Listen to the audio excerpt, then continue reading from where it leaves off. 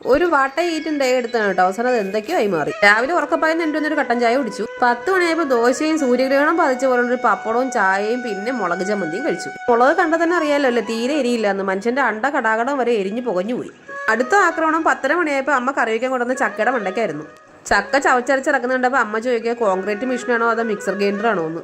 ഇപ്പോൾ ഈ ചെയ്തുകൊണ്ടിരിക്കുന്ന പണിയാണ് ഈ ലോകത്തിലെ ഏറ്റവും വലിയ പരിപാടി. ദൈവമേ, ഇത് കൊടുത്തു കഴിയുമ്പോൾ ഞാനൊരു പരുവാകും. 11:30 മണിയായപ്പോൾ ഫ്രിഡ്ജിനകത്ത് എന്നോ മേടിച്ചൊരു കവർ പൊടിയിരിപ്പുണ്ടായിരുന്നു. പിന്നെ അതിനെ കലക്കി ഞങ്ങൾ എല്ലാവരും കൂടെ കുടിച്ചു. വയറിളകായിരുന്നു ഭാഗ്യം. തണുത്തത് കുടിച്ചപ്പോൾ ചെറിയൊരു ആശ്വാസം. 12:30 മണിയായപ്പോൾ ഞങ്ങൾ ചെറിയൊരു ആവശ്യമായിട്ട് വിദ്രയിലേക്ക് പോയി. അപ്പോൾ ചോറ് ആ വഴി പോയി. പോകുന്ന വഴിക്ക് വിശന്ന് വയറ് കഴിഞ്ഞപ്പോൾ ഒരു ചായ ഒരു ഉഴുന്നുവടയും 3 മണിയായപ്പോൾ കഴിച്ചു. ഞായറാഴ്ച ദിവസം തുറക്കാത്ത ഹോട്ടലുകാരോടെല്ലാം ദൈവം ചോദിക്കും. മനുഷ്യൻ വിശന്ന് കരിഞ്ഞ് പൊരിഞ്ഞ് അവസാനം 7:30 മണിയായപ്പോൾ വീട്ടിൽ വന്ന് ദോശയും ചമ്മന്തിയും മുട്ട ഓംലെറ്റും കൂടെ കഴിച്ചു. ഇത്രയും ദാരിദ്ര്യം പിടിച്ച വാട്ട ഈറ്റുണ്ട് യൂട്യൂബിൻ്റെ ചരിത്രത്തിൽ ഇത് ആദ്യമായിട്ടായിരിക്കും.